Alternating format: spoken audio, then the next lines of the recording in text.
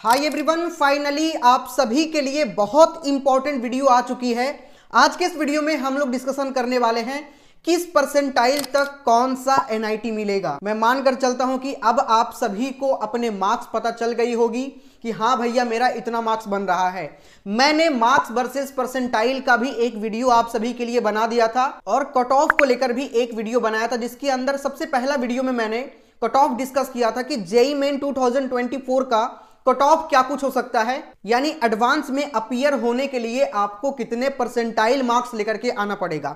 दूसरी वीडियो में मैंने डिस्कस किया था मार्क्स वर्सेस परसेंटाइल, लेकिन आज के इस वीडियो में हम डिस्कस करने वाले हैं कितने परसेंटाइल मार्क्स पर कौन सा एनआईटी मिलेगा। अगर आपके 99 परसेंटाइल, 98 परसेंटाइल, 97, 95, 90 परसेंटाइल, किसी बच्चों के 80 परसेंटाइल बनेंगे तो आपके मार्क्स पे आपको कौन सा एनआईटी मिल सकता है और उस एनआईटी में आपको कौन सा ब्रांच मिल सकता है, सारी बातें आज के इस वीडियो में हम लोग करने वाले हैं। साथ ही कुछ बच्चों के और भी कम मार्क्स बन रहे होंगे तो आपको बैकअप ऑप्शन भी इस वीडियो में हम देने वाले हैं कि आप बैकअप के रूप में क्या कुछ देख सकते हैं, जिससे कि भाई आप सिक्योर रहें। ऐसा नहीं कि एंड टाइम पे आकर आपको पता चलता है कि कोई सा एनआईटी नहीं मिल रहा है तो बिल्कुल डिप्रेस्ड हो गए, कहीं पे आपका एडमिशन ही नहीं हुआ। ऐसा बहुत सारी चीजें होती है और भाई सच्चाई आपको जानना भी पड़ेगा कि NIT, IIT, triple IT, GFTI total मिला करके सिर्फ और सिर्फ 60,000 सीटें हैं। 60,000, उसमें भी बहुत सारे ब्रांचेज है। बहुत सारे बच्चों को ये कहना होता है कि भैया मुझे सीएसई में ही जाना है। तो अगर ड्रीम आपका सिर्फ और सिर्फ सीएसई है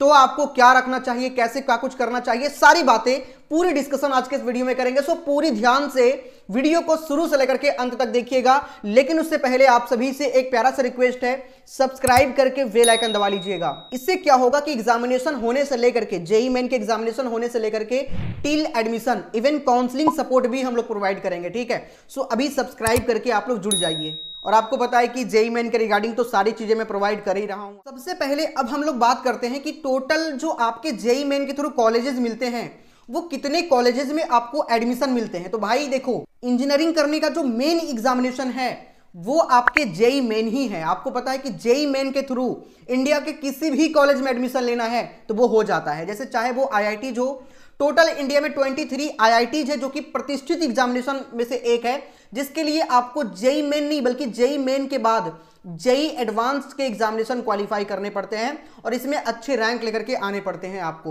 यहाँ के बाद जितने कॉलेजेस होते हैं उसमें जेईई मेन के थ्रू आपको एडमिशन मिल जाता है। जैसे कि 32 एनआईटीज, पहले 31 था, अभी IIEST सिप्पुर जुड़ गया है जो कि 32 हो चुका है।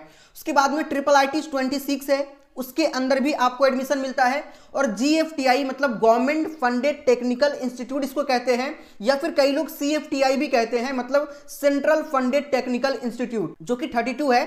इन सभी कॉलेजेस में आपको एडमिशन मिलता है। उसके अलावा बहुत सारे स्टेट लेवल के कॉलेजेस होते हैं, यूपी टैक होता है, एकेटीयू जिसे आप कहते हैं, तो यूपी टैग के थ्रू लगभग 749 कॉलेज वहां पे हो जाता है यूपी में। उसके अलावा अलग अलग स्टेट में भी आपके एडमिशन होते हैं और बहुत सारे गवर्नमेंट, प्राइवेट सभी इंस्टीट्यूट में एडमिशन आपको इसके थ्रू मिल जाता है। तो देखो, जिनके बहुत अच्छे रैंक रहेंगे वो कहां जाएंगे, एनआईटीज में जाएंगे। और आज के इस वीडियो में हम बात करने वाले हैं एनआईटीज के बारे में कि कौन से एनआईटीज के लिए क्या कुछ कट ऑफ रहेगा। अब देखो, हम बात करते हैं एनआईटी को हम 3 कैटेगरी में डिवाइड किए हैं। सबसे पहले टीयर 1 एनआईटी, दूसरा टीयर 2 एनआईटी और टीयर 3 एनआईटी।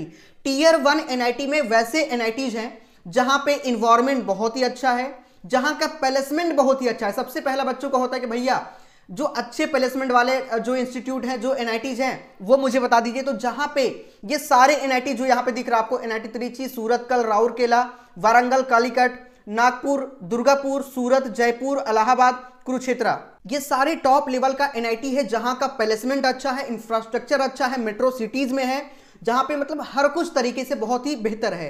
और आपको पता होगा कि पूरे इंडिया में जितने भी स्टेट हैं 28, सभी स्टेट में एक एक एनआईटी है। सभी स्टेट में एक एक एनआईटी है।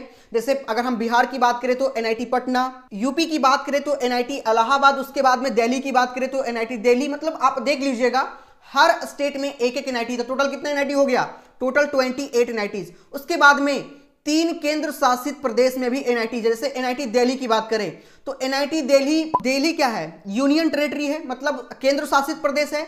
दिल्ली हो गया, उसके बाद में आपके यहाँ पे पुडुचेरी हो गया, या फिर आपके श्रीनगर हो गया, जम्मू कश्मीर, ये सारे क्या है केंद्र शासित प्रदेश है, तो वहां पे भी 3 एनआईटी आप कह सकते हैं, 3 केंद्र शासित प्रदेश में एनआईटी हो गया। टोटल कितना हो गया?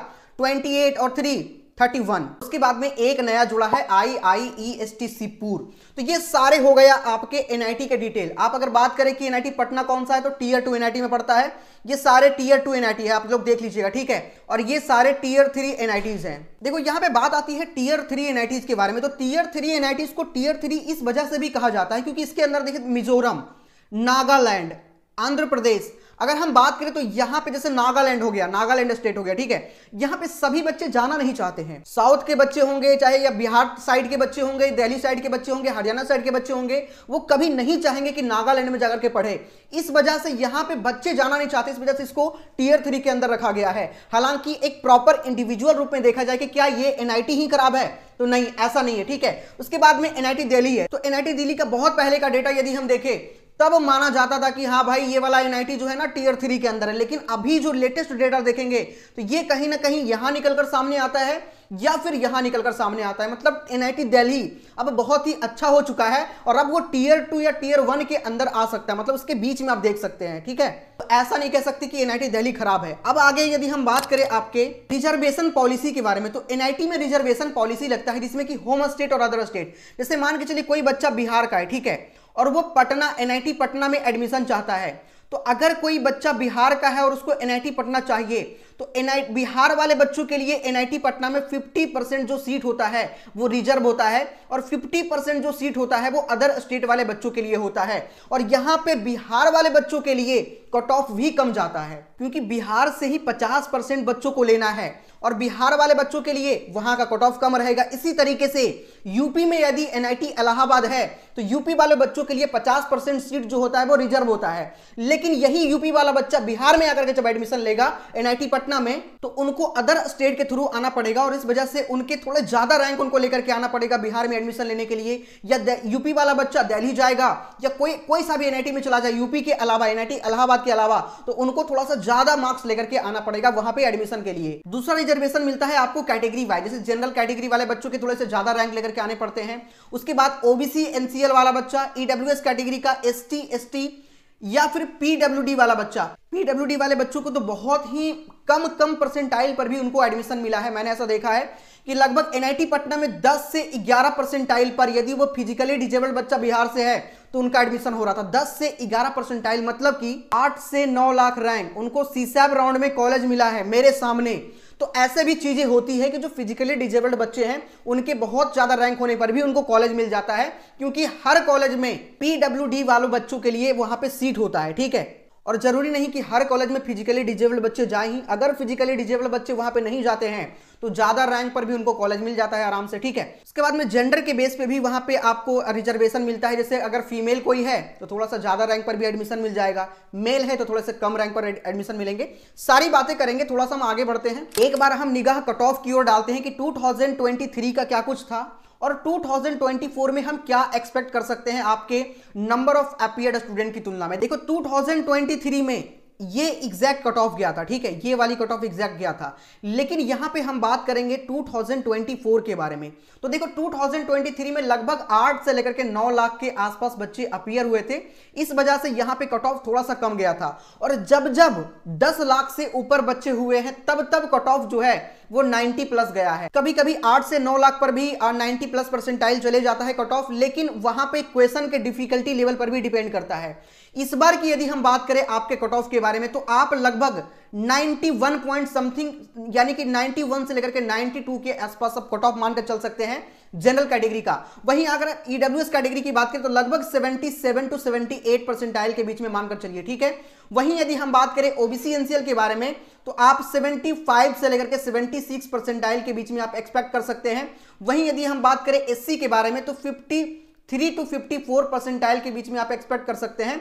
वहीं यदि हम बात करें एसटी के बारे में तो लगभग 40 परसेंटाइल और पीडब्ल्यूडी वाले बच्चों के लिए +1 मतलब लगभग 1 परसेंटाइल के आसपास, इससे कम ही जाता है, 0.00 समथिंग जाता है उनका कट ऑफ। मतलब अगर पीडब्ल्यूडी वाले बच्चों का बहुत माइनस में भी मार्क्स है ना तब भी उनको एडवांस में बैठने के लिए जो है एलिजिबिलिटी मिल जाती है। अब देखो यहां से सबसे इंपॉर्टेंट पॉइंट शुरू होता है कि जिस भी बच्चों का 2024 में ड्रीम एनआईटी है उसको मिनिमम कितना मार्क्स स्कोर करना पड़ेगा और मैक्सिमम कितना मार्क्स स्कोर करना पड़ेगा। जैसे एनआईटी त्रिची जो है उसमें मैक्सिमम मार्क्स आपको लेकर के आना पड़ता है। यदि आपको एनआईटी त्रिची, वारंगल, सूरतकल इन सभी कॉलेजेस में सीएससी का सीट चाहिए तो भाई सबसे ज्यादा मार्क्स वहीं पे आपको लाना पड़ता है। तो सबसे पहले हम ये देखेंगे कि एनआईटी त्रिची का अगर आपको सीएससी चाहिए जो कि सबसे ज्यादा मार्क्स वाला कॉलेज होता है तो उसमें कितना लेकर के आना पड़ेगा। और आपको एनआईटी नागालैंड या फिर उससे भी लो लेवल का जो एनआईटी है, मतलब टियर 3 एनआईटी, ठीक है, उसमें सबसे लोअर ब्रांच के लिए क्या कुछ कट ऑफ लेकर के आपको आना पड़ेगा। जैसे कि अगर हम माइनिंग की बात करें, जैसे कि यदि हम मैथमेटिक्स की बात करें या फिर बहुत लो लेवल का जो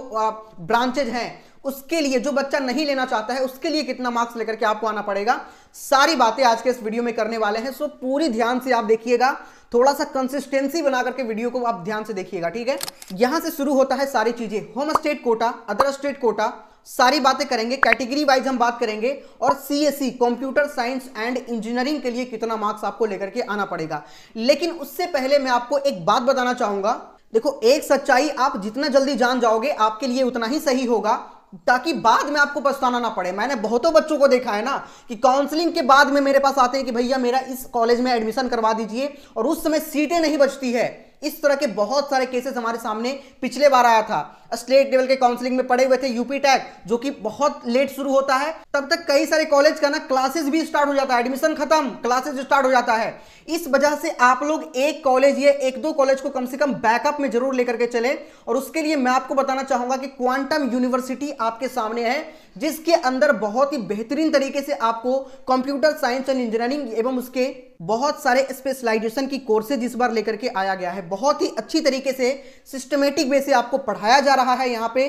और क्वांटम यूनिवर्सिटी का इस बार सबसे पहला टारगेट है कि आपको कैसे प्लेसमेंट के लिए तैयार किया जाना, क्योंकि बच्चों को प्लेसमेंट चाहिए एंड टाइम पे, और जो कि क्वांटम यूनिवर्सिटी आप सभी के लिए कर रही है, ठीक है। आप लोग इसके फॉर्म को फिल कर सकते हैं। मैं थोड़ा सा इसके बारे में थोड़ा डिटेल में आपको समझा देता हूं। जिस भी बच्चों को सीएससी कोर चाहिए या स्पेशलाइजेशन चाहिए, आप इसके फॉर्म को फिल कर लीजिएगा। यहां पे कोर, उसके बाद में cyber security, AIML, full stack development, उसके अलावा यहाँ पे डेटा साइंस, मतलब हर तरीके से आपको यहाँ पे प्रिपरेशन करवाई जाती है। तो अगर आप स्पेशलाइजेशन भी करते हैं सीएससी में, वो भी यहाँ पे आपको बेहतरीन तरीके से करवाई जाती है। आप यहाँ पे बहुत सारे स्टूडेंट को भी देख सकते हैं जो इस कॉलेज में पढ़ करके 68 लाख रुपीज का पैकेज लिए हैं। उसके बाद में यहाँ पे देख सकते हैं 55 लाख रुपीज का पैकेज लिए हैं, 35 लाख रुपीज का, 28.75 लाख रुपीज का, और भी बहुत सारे बच्चों का यहाँ पे बड़े बड़े कंपनीज में प्लेसमेंट भी हुआ है। तो आप इसके फॉर्म को फिल कर लीजिएगा, एक बैकअप प्लान आप लोग जरूर रखिए। ब्रांचेज यहाँ पे देख सकते हैं, सीएससी है, मैकेनिकल है, इलेक्ट्रॉनिक्स एंड कम्युनिकेशन है, पेट्रोलियम इंजीनियरिंग है, सिविल इंजीनियरिंग है, और भी आपको इसके बहुत सारे स्पेशलाइजेशन भी मिल जाते हैं। सीएससी कोर का अगर हम बात करें तो 1,39,500 रुपए पर ईयर यहाँ का फी है, ठीक है। वहीं सीएससी साइबर सिक्योरिटी, मतलब आपको स्पेशलाइजेशन में चाहिए तो 1,49,500 रुपए, और भी यहाँ पे आप देख सकते हैं हॉस्टल और मेस सभी का फी यहाँ पे आपको मिल जाएगा। लॉन्ड्री, फूडिंग, मतलब हर चीज का यहाँ पे व्यवस्था आपको मिलता है, ठीक है। सबसे बड़ी बात भैया, यहाँ पे आपका एडमिशन कैसे होगा, तो यहाँ पे एडमिशन आपको 3 तरीके से होता है। सबसे पहला जेईई मेन के रैंक के बेस पे भी हो जाएगा, दूसरा क्यू केयर एग्जामिनेशन के बेस पे भी होता है। इसका फॉर्म आप लोग जरूर फिल करिएगा, डिस्क्रिप्शन में मैं लिंक प्रोवाइड कर रहा हूं, ठीक है। जाइएगा, फॉर्म को आप लोग फिल कर लीजिएगा। और 12th परसेंटेज के बेस पे भी आपको स्कॉलरशिप यहां पे मिलता है। लेकिन अगर आप क्यू केयर एग्जामिनेशन में अपीयर होते हैं तो आपको मैक्सिमम लेवल का स्कॉलरशिप मिलेगा। यहां का highest package 68 lakh rupees per annum है, वहीं average package 5.8 lakh rupees per annum है। इसके फॉर्म को फिल करना बहुत ज्यादा आसान है। जैसे जेईई मेन का फॉर्म फिल करते हैं उसी तरीके से पहले आपको रजिस्ट्रेशन करना है। रजिस्ट्रेशन करने के बाद यहाँ पे लॉगिन करिएगा, और लॉगिन करके ये 4 स्टेप है, कंप्लीट कर लीजिएगा, फॉर्म आपका फिल हो जाएगा, ठीक है। लिंक मैं डिस्क्रिप्शन में डाल रहा हूं, जाकर के अभी आप लोग फॉर्म को फिल कर लीजिए। तो भाई सबसे बड़ी बात कि बैकअप में आपके पास ऑप्शन होने चाहिए, और इसके लिए आप लोग क्वांटम को देख सकते हो। अब हम लोग सबसे पहले बात करते हैं होम स्टेट कोटा के सीएससी कट ऑफ के बारे में, कि कौन से कॉलेज में यदि आप उस स्टेट से हो, जैसे मान के चले आप एनआईटी राउरकेला में जाना चाहते हैं, तो आप अगर उड़ीसा से होंगे तब आप होम स्टेट के थ्रू काउंट होंगे।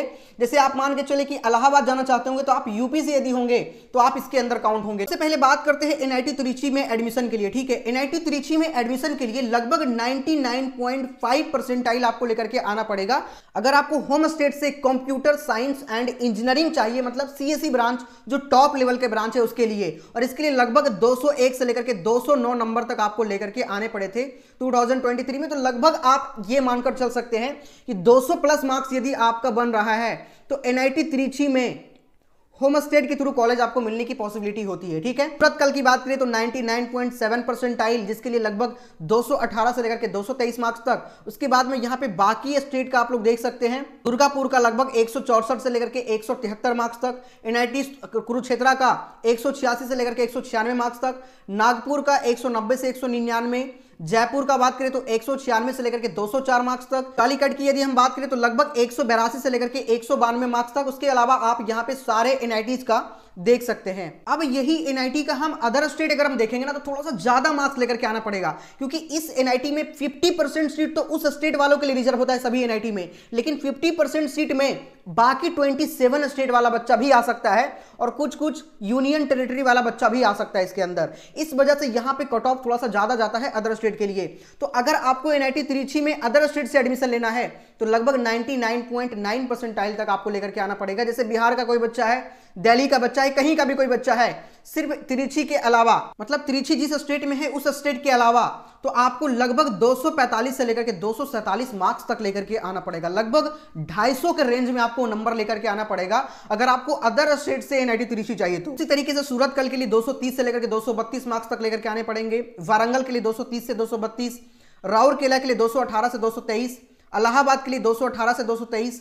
उसके बाद में यहां पे आप देख सकते हैं कालीकट के लिए तो 202 से 207 मार्क्स तक लेकर के आने पड़ेंगे, जयपुर के लिए 202 से 207 मार्क्स तक लेकर के आने पड़ेंगे। NIT कुरुक्षेत्रा के बारे में यदि हम बात करें तो लगभग आपके 196 से 204 मार्क्स तक लेकर के आने पड़ेंगे, और NIT दुर्गापुर के लिए 180 से लेकर के 190 मार्क्स तक लेकर के आने पड़ेंगे। यहाँ पे जब अभी आप देख रहे होंगे तो यहाँ पे बहुत सारे NITs आपको नहीं मिल रहे होंगे, तो ये सारी बातें हम कर रहे हैं टीयर 1 NITs का। हम टीयर 2 टीयर 3 के बारे में भी बात करेंगे, पहले पूरी वीडियो को ध्यान से देखिएगा। ठीक है, NIT त्रिची में यदि आपको होम स्टेट के थ्रू कोई सा भी ब्रांच चाहिए, एनी अदर ब्रांच, तो लगभग आपको 134 से लेकर के 150 मार्क्स तक लेकर के आने पड़ेंगे। यानी 130 प्लस मार्क्स यदि आप लेकर के आते हैं तो NIT त्रिची में आपको होम स्टेट से कोई सा भी ब्रांच मिल जाएगा, मतलब कोई सा भी ब्रांच आप चाहते होंगे तो। CSE, ECE जो बड़े बड़े ब्रांचेज है उसके अलावा सूरत कल के बारे में यदि हम बात करें तो 123 से लेकर के 140 मार्क्स तक लेकर के आने पड़ेंगे, वारंगल के लिए 130 से 146 मार्क्स तक लेकर के आने पड़ेंगे, राउरकेला के लिए 106 से लेकर के 124, वहीं आप इलाहाबाद का भी देख सकते हैं, कालीकट का 130 से 146 मार्क्स तक लेकर के आने पड़ेंगे, जयपुर के लिए 130 से लेकर के 146 मार्क्स तक लेकर के आने पड़ेंगे, वहीं नागपुर के लिए 115 से लेकर के 132 मार्क्स तक आपके होने चाहिए अदर ब्रांचेज के लिए, वहीं कुरुक्षेत्रा के लिए 115 से लेकर के 132 मार्क्स तक, वहीं दुर्गापुर के लिए 125 से लेकर के 141 मार्क्स तक आपके होने चाहिए। आगे यदि हम अदर स्टेट के बारे में बात करें तो त्रिची के लिए लगभग 143 से लेकर के 153। तो आप अदर स्टेट से हैं लेकिन फिर भी आपको NIT त्रिची में कोई सा भी ब्रांच चाहिए तो 143 से लेकर के 153 मार्क्स तक आपके होने चाहिए। सूरत कल में 135 से 150, वहीं वारंगल में उसी के अप्रॉक्स में लगभग 134 से 150, राउरकेला में लगभग 126 से 142 मार्क्स तक होने चाहिए, इलाहाबाद में 131 से 137। उसके अलावा आप यहां पे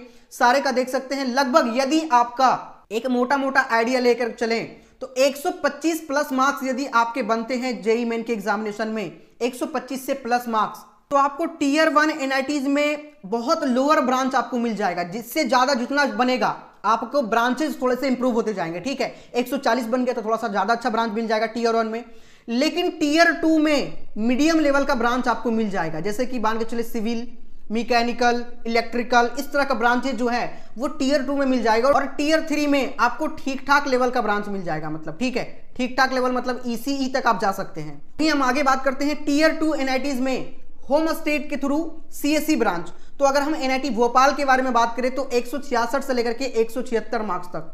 अगर आप मध्य प्रदेश से हैं, NIT भोपाल में एडमिशन चाहते हैं तो इतने के बीच में यदि आपके मार्क्स है तो यहाँ पे CSE आपको मिल जाएगा। जालंधर के लिए 182 से लेकर के 192 मार्क्स तक, जमशेदपुर के लिए 155 से 164 मार्क्स तक, सिलचर के लिए 144 से 157 मार्क्स तक, रायपुर के लिए 145 से लेकर के 158 मार्क्स तक, गोवा के लिए 153 से 161 मार्क्स तक, पटना के लिए 153 से 161 मार्क्स तक, मेघालय की बात करें तो 122 से लेकर के 139 मार्क्स तक चाहिए। NIT अगरतला में 115 से लेकर के 132 मार्क्स तक, वहीं NIT श्रीनगर में 135 से लेकर के 151 मार्क्स तक यदि आपका बनता है तो इन सभी NITs में होम स्टेट के थ्रू आपको CSE मिलने की चांसेस बनती है।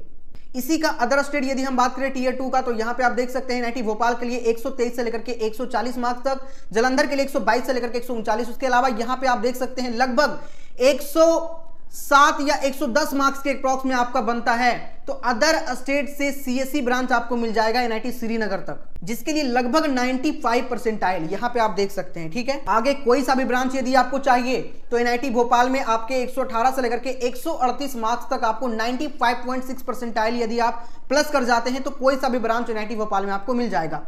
वहीं 116 से लेकर के 135 यहां पे आप देख सकते हैं। तो लगभग यदि आपको टीयर 2 एनआईटी में कोई सीट फिक्स चाहिए तो लगभग यदि आप 125 मार्क्स तक लेकर के आ जाते हैं तो आपको टीयर 2 एनआईटीज में कोई ना कोई सीट आराम से मिल जाएगा। ठीक है, तो अगर आपका टीयर 2 एनआईटी टारगेट है और आपके 125 मार्क्स बन रहे हैं तो आपको इस सभी के अंदर एडमिशन मिल सकता है। वहीं अदर स्टेट से अगर आपको कोई सा भी ब्रांच चाहिए तो कितने मार्क्स तक लेकर के आने पड़ेंगे, तो अदर स्टेट से आप रोक करके वीडियो को देख लीजिएगा। डेटा ये रहेगा, इसमें लगभग आपको अगर आप अदर स्टेट से हैं तो 140 मार्क्स तक यदि आपका बनता है, यहां पे आप देख सकते हैं 140 मार्क्स जो कि सबसे हाईएस्ट मार्क्स है, अगर आपका इतना बनता है तो आपको कोई ना कोई ब्रांच अदर स्टेट से यहां पे टीयर 2 एनआईटी में मिल जाएगा। अब बात आती है टीयर 3 एनआईटीज में सीएससी की बात करें तो टीयर 3 एनआईटी में सीएससी 173 लास्ट यहां पे दिखा रहा है। ठीक है, तो लगभग यदि आपका हार्डली टू हार्डली 173 मार्क्स है तो आपको टीयर 3 एनआईटीज में सीएससी मिलने की चांसेस होती है। वहीं कम से कम आपके लगभग 130 से लेकर के 135 मार्क्स तक होने चाहिए तो आपको होम स्टेट के थ्रू टीयर 3 एनआईटीज में सीएससी मिल जाएगा। बाकी इंडिविजुअल यदि आपको देखना है तो यहां पे डेटा लिखा गया है, आप लोग वीडियो को रोक करके एक बार देख लीजिएगा। ठीक है, कुछ एनआईटीज का डेटा नहीं था, इस वजह से वहां पे मैं नहीं डाल पाया। वहीं इन सारे एनआईटीज में अदर स्टेट के थ्रू अगर आप जाते हैं, मतलब यदि आप बाहर की ओर एडमिशन लेना चाहते हैं तो लगभग आपके 199 मार्क्स तक आपको सीएससी यहां पे मिल रहा था अदर स्टेट वालों के लिए, और मिनिमम आपको लगभग 140 से लेकर के 150 मिनिमम मार्क्स हैं। तो टीयर 3 में कहीं ना कहीं जैसे यहां पे मान के चले कि आपके 137 तक मिल जा रहा है एनआईटी मणिपुर में, अरुणाचल प्रदेश में, सिक्किम में 144 से 157 तक आपको सीएससी मिल जा रहा है अदर स्टेट कोटा के थ्रू।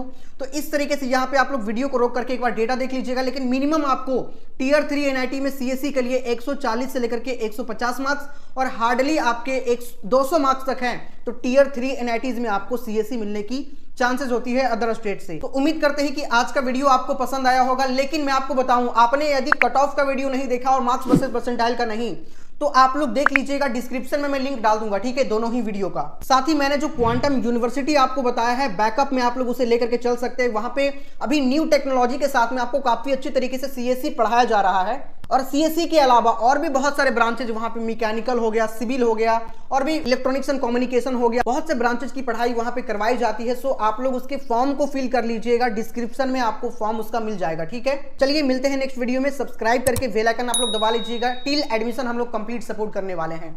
जय हिंद, जय भारत।